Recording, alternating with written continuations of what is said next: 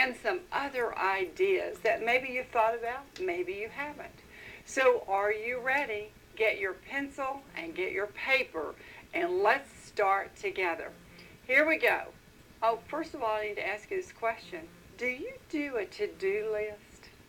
Every morning when you get up, if you're a morning person, or every night, if you're a night person, do you make a to-do list?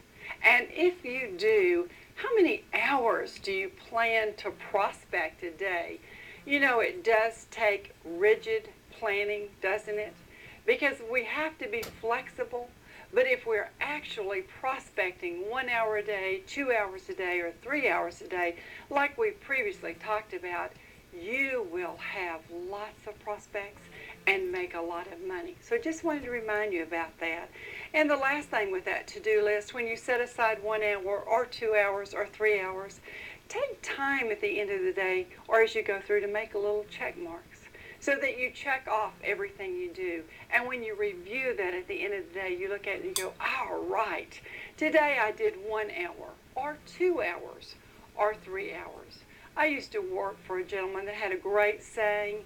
He said, how do you eat an elephant? Do you guys know how to eat an elephant? We just eat it 1 bite at a time. It's the same thing with prospecting. If prospecting for 3 hours makes you crazy, then just try prospecting 30 minutes a day or an hour a day, because that will make you so much more productive. Okay, I know you have your pencil and paper ready, so let's start. I'd like to kind of recap from our last session. In our last session, we said the most number one important thing for you to prospect is your SOI. That stands for Sphere of Influence, SPHERE.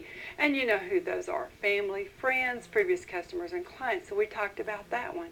The second one we talked about were for sale by owners, and I call those the fastest source of business opportunity because they're already out there listed. So we talked about those, and you know that they're out there.